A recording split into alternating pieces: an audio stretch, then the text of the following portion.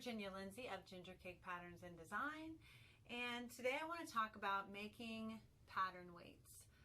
In my last video about a month ago, I shared with you guys a tip about pattern weights, and I got so many comments about how to make those, that you thought they were really cool, that I wanted to show you a few methods for making them for yourself at home.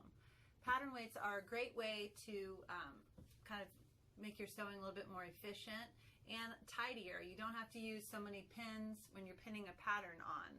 For example, this is my llama pattern, and I've used this piece of paper like 100 times because I've made so many llamas, and I don't have to, there's no pin marks in it because I use my pattern weights to hold it down, and then I just cut around it.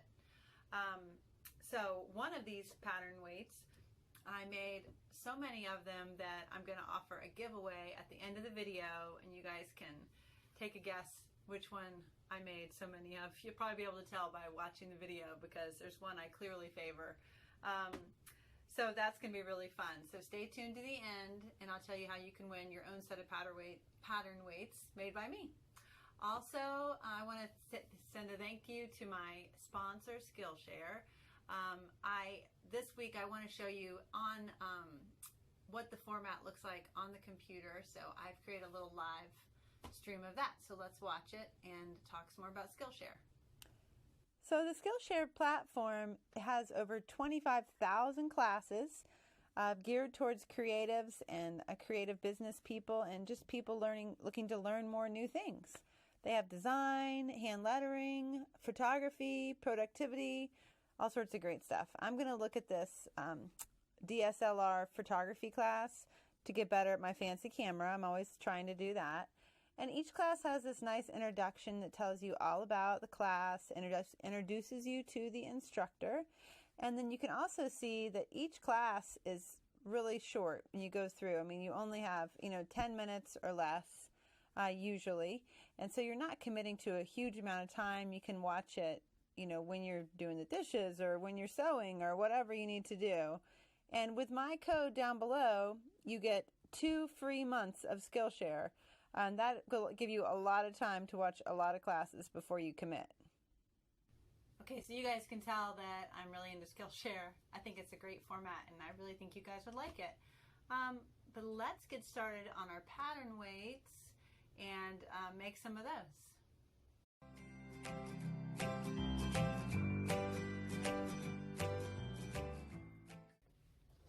The first pattern weight we're going to make are going to be these real simple little squares that I've been using for years, and they are really awesome. You can fit them in corners, and I love them. My friend Amy Dunn made them for me. So I recreated them in an easy way. Basically what you do is you cut out a piece that is 7 by 3.5, and then you just press it in half. And I went ahead and I drew where you're going to sew on here to make it easier because it's a little hard to see in the video. So you want to just sew here and stop, back stitch, and then here and back stitch. And this is pressed right here. Okay, so I already sewed one to show you. This is it right here. I sewed both edges and I clipped my corners, and you just do that with your scissors. You just make sure you don't get the actual stitches, but you clip your corners, and that gives you these nice pokey edges, these nice, crisp corners. Okay, so it looks like this, and you just turn it inside out, just like this. And then I like to use a chopstick to kind of firmly but gently, so that you don't poke all the way through, press those corners out just like this. And then I pull this apart to get this edge to fold under, and then I usually just kind of finger press this closed. That seems to be enough. It's like it already wants to go there, so you just use your fingers and press that closed, and that makes sewing it closed easier in the next step. Okay, so then you have this little opening, and what you want to do is I have this big bag of rice and just a plastic cup. Mine happens to be broken. Yours doesn't necessarily need to be broken, of course. And then just carefully pour your rice in there, but try not to spill so much of it. A funnel would be really good for this, but I'm not sure exactly where mine is, and my cup is working okay if I'm just more careful. Okay, so that takes about not quite a half a cup of fabric. You just have to kind of work it out yourself, just like this. And then you want to clean all that up, of course, and hand sew it closed. So I'm going to go get my needle and thread and be right back. Okay, I have my needle and thread. I usually like to loop it together, like I do a double and then tie it so that it's more secure on there. But you can do this however you want. And then I just do a simple, make sure you get to see it, a simple ladder stitch to close it up. Get that little tail shoved in there so it's not hanging out. And then just a nice little ladder stitch.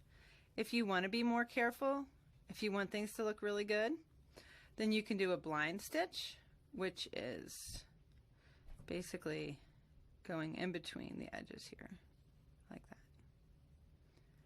So either way is fine. Or you could even, you know what, you could even hot glue gun this closed, which would work too. It might be kind of a big time saver. Since these are just pattern weights, I always think, you know, by the time you get that glue gun heated up and all that, this is just as easy. Okay, so then you just tie it off at the end and you have a really cute pattern weight very fast. Let me show you how to do the next one.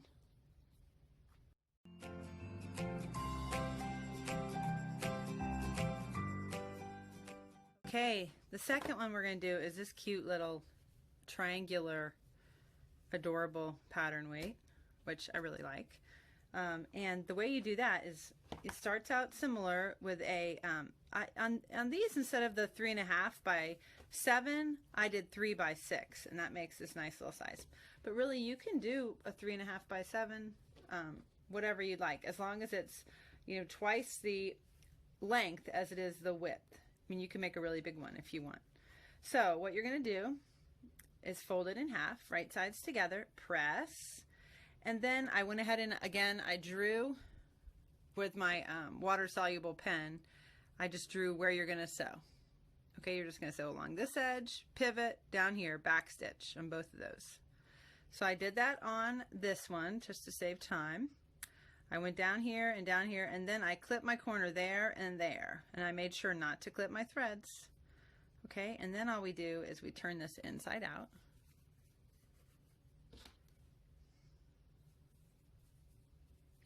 And poke gently in the corners. Just like this. And I'm going to go over to my ironing board and I'm going to I folded this in about 1/4 inch. If you can see that. See? I don't think the finger press is going to be quite enough. So I'm going to use my ironing board and press that, and I'll be right back. Okay, so I pressed that little edge under nice and flat, and all we're going to do now is get our little cup of rice again,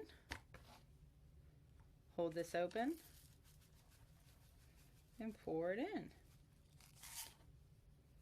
Okay, flatten it out a little. Now, you could probably put a little less in and then maybe top stitch on your sewing machine. That would be really fast.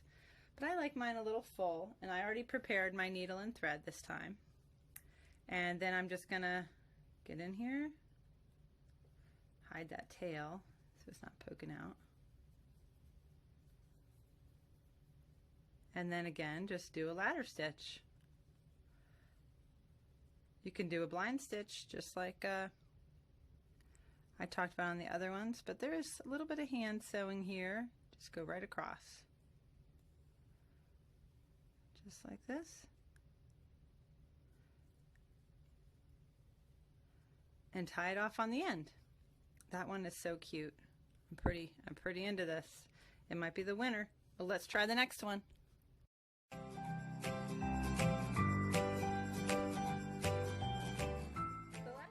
To create was I wanted to make a no-sew one that was really fast.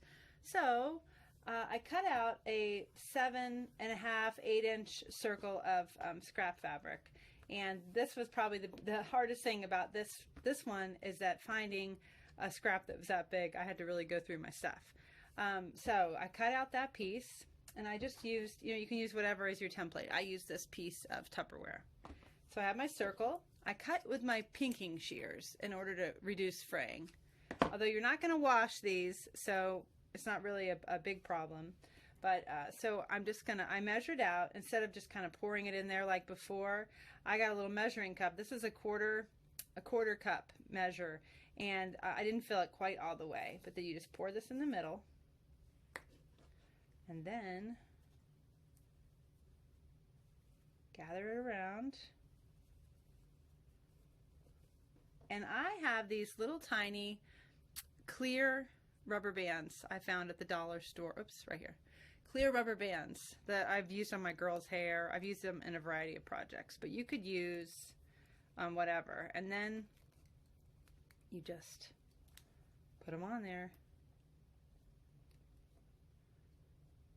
Get it. I maybe made that one a little too, probably didn't need to be quite that tight. Okay, so it's on. And then I'm using this tiny rickrack, but you could use any ribbon that you want. I had this rickrack. I've been trying to use up my stuff, friends. So this is what this rickrack is. Just cut that off. That's actually a little bit too big of a piece, I think. Tie it on nice and tight, double knot. And I'm going to cut those off. Now that might fray. If you were giving these as a gift, you might want to put a little fray check on the bottom of those. But look, those are awesome pattern weights. And that, whoops, right here, so fast. I made 4 of those in like 3 minutes. So that's option 3. I don't know which is the cutest. They're all pretty great. Okay, did you guess which one I liked making the best? It was the triangles. I really liked all of them. You know you're a sewing nerd when you have such a great time making pattern weights. So I made like 5 for myself, and then I made this additional 11.